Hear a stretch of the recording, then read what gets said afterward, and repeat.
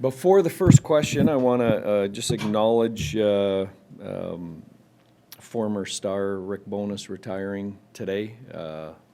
Lifetime in hockey and obviously well respected by all coaching peers, but also the players he's had an effect on over their careers, especially the young defensemen in the league.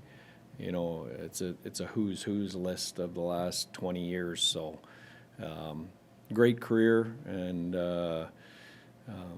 feel fortunate to have coached against him, and you know, just want him to enjoy his retirement and congratulate him on a great run. What can you say about the group that you inherited from him? Yeah, well, his fingerprints are on it for sure. You know, his defensive detail. You know, he kind of ingrained that in this group's DNA, and we've definitely been the beneficiary of that. I didn't start it off, but I look at your team and I see a team that can win a lot of different ways. Yeah. You know, Colorado was first in offense regular season. You were third. Yeah. You just won a tight series against Vegas. So my question is, how do you want to play this series? Like, do you want to be up tempo? Yeah. Do you want to try to lock it down? Like, Yeah. How do you want to win? Well, it's a great question. I think the short answer to that is we just want to win. You know, whatever that takes. I think you have to work yourself. I think we're going to have to work ourselves into the series to see how we're going to have to win. You know, my initial reaction is watching what they did to Winnipeg. You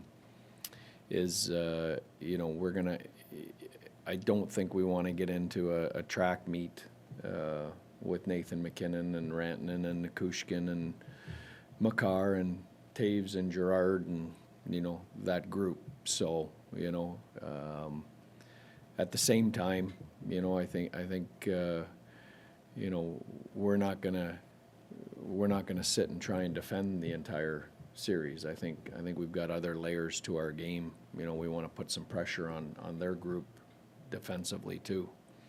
They were successful in kind of a multi-screen setup. Mm-hmm. So they had the most tip shots, I think 18 in the first round, the most tip goals at 5. Yeah. Is that something you got to shut down, look at differently? Yeah, I mean, you've got, again, you know, similar to us, they can beat you a bunch of different ways. I mean, they're you know, they scored a bunch of tip goals, but then you're always dealing with their rush too, with the names that I just mentioned. So, you know, I don't think it's as simple as shutting down one part of their game like that. I think you have to be aware of you know, this is a more than a one-headed snake we're dealing with.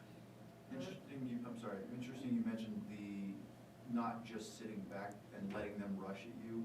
I think it was the last regular season meeting. It felt like you guys really pushed the game to them and made them defend more, and that was very successful.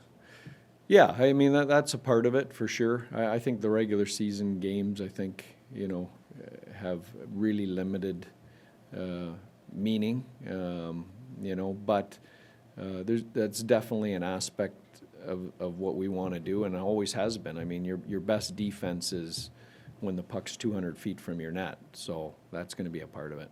Yeah. Earlier in the playoffs, you talked a little bit about last year and how Minnesota, Seattle kind of took chunks Yeah. out of you before you got to Vegas. Do you feel like Vegas took a big Yeah. out of you, and how do you turn it around so quickly? Yeah. Well, I you know, I don't think there's any doubt. I don't think you don't go through a 7-game series against a team like that without it taking some toll on you. You know, I think that toll, though, when you pay the bill for that toll, you know, I think you never know when that's going to, you know, is that a round from now? Is it 2 rounds from now? Is it, you know, in the summertime? Well, you know, let's hope we can push that off, and let's hope we can help ourselves with that as we move forward here. But, you know, the road sure doesn't get any easier, you know, when you look at the potential opponents here. Yeah. And you had mentioned last night how you like that you get to kind of just go into this next Yeah. series here. For Colorado, with the start that they had in the playoffs, is there a hope that they can kind of cool off in that week they have off? Yeah.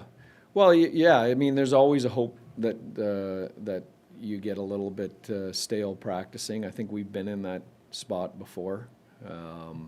You know, and I'm hoping we can carry over our Game 7 mentality and roll it right into Game 1. You know, you never know as a coach, you know, how quick out of the gate they're going to be with that time off, and how, if we're going to be able to roll that mentality into Game 1. But that's the hope. See, the flip side of that, what foundation did you build in that first round? Just Yeah. playing that way, Yeah. playing such a tight series. Yeah. Yeah, well, you know what, I would say we built that foundation, you know, all year, but particularly the second half of the season. When you look, we played some really solid, consistent hockey, I think, that allowed us to carry that into the playoffs, that allowed us to have success against a team like Vegas, as deep as Vegas was, as good as Vegas was.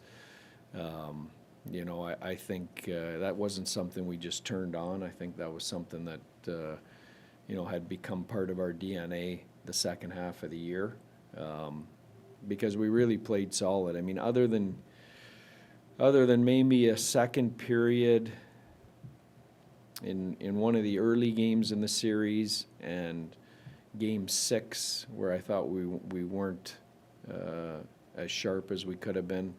You know, I thought we were dialed in for almost every period of that series. Yeah. Chris Tanev was +6 in that Yeah. round. I think we really saw that he was capable of. Yeah. What has he done for your group? Huge addition. I mean, you know, when you look at our group, you know we could score. You could see we had forward depth that was addressed in the summer. You know, we needed a defenseman, and you know, I think he was at the top of our list.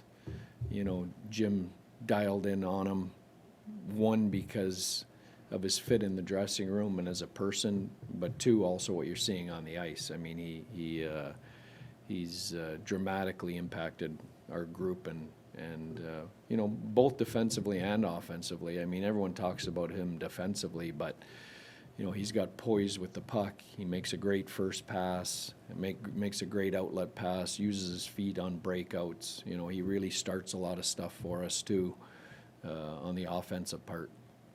This is a good time to ask Xeni, is Nils Lundqvist your best option as a sixth defenseman right now?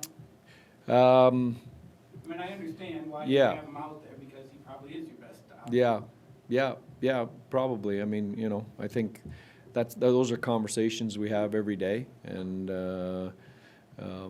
there's a group of guys there, and you know, we've got Pouliot up here now. There's some guys in the American League. You know, those are constant discussions, and you know, sometimes it's what you're looking for in that role. You know, and then that role, if that role is 6 to 8 minutes a night against big, heavy, hard fourth lines, you know, I mean, those are conversations you have on a Somebody daily gets hurt, basis. Then he's Yeah. the guy you probably are gonna use.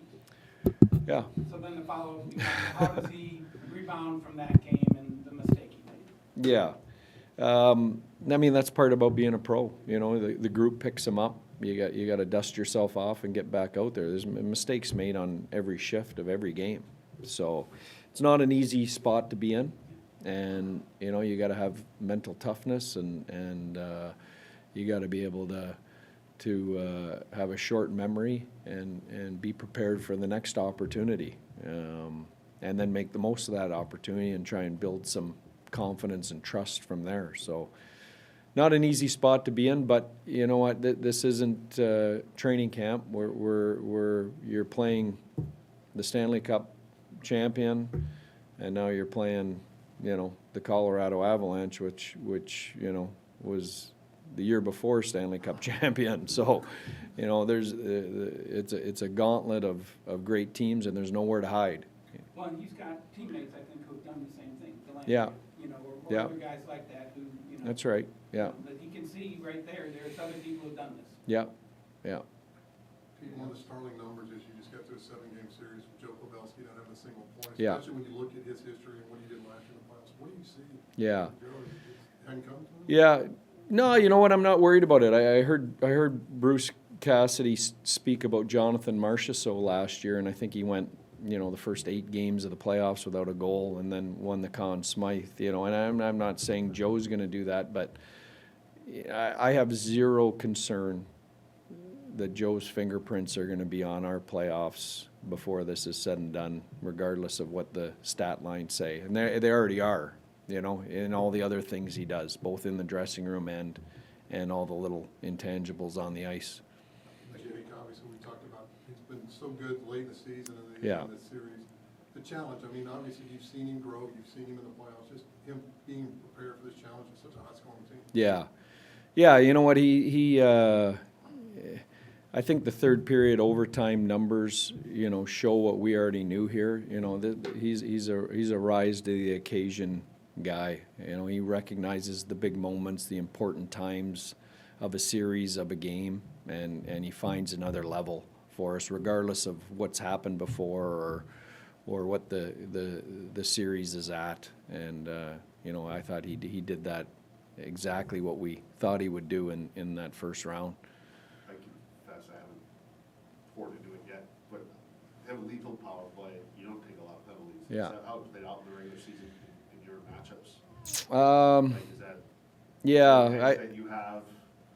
well, I'm trying to remember, you know, all the regular season games. I think, you know, that's definitely going to be a part of it. You know, I think we just came off a series where neither team takes a lot of penalties.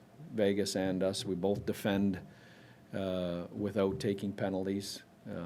There's no doubt with Colorado that, you know, we don't want to give them opportunities on the power play with the personnel they've got there. So, you know, the good thing for us is we don't have, you know, we've been a disciplined team the entire year. I think the lowest penalized team in the league all year.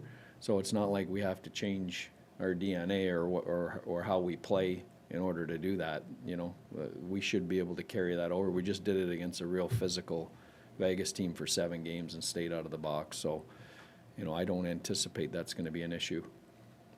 Yeah, I asked Misha yesterday, I'd love to get your thoughts on how do you maintain team sharpness when we don't have practice time, and it's not gonna be in this series? Yeah. Yeah, I mean, you just, that's on the group, you know, and again, I think it's, we've had the group together all year. You know, there's good chemistry there. They understand our systems, our foundations in place. We're not changing a lot of things series to series. There's some minor details. So we know how we want to play. We know what our good game looks like, you know, and that's kind of ingrained in the guys. So it's just a matter of coming to the rink with energy and executing. Do you have any updates Last on one. Hakanpää or Marchment as far as any hopes for the series? Yeah, I have hopes for both those guys for the series. They're going to skate tomorrow, and we'll go from there. Great, thanks, Pete. Thank you. Thanks, Pete.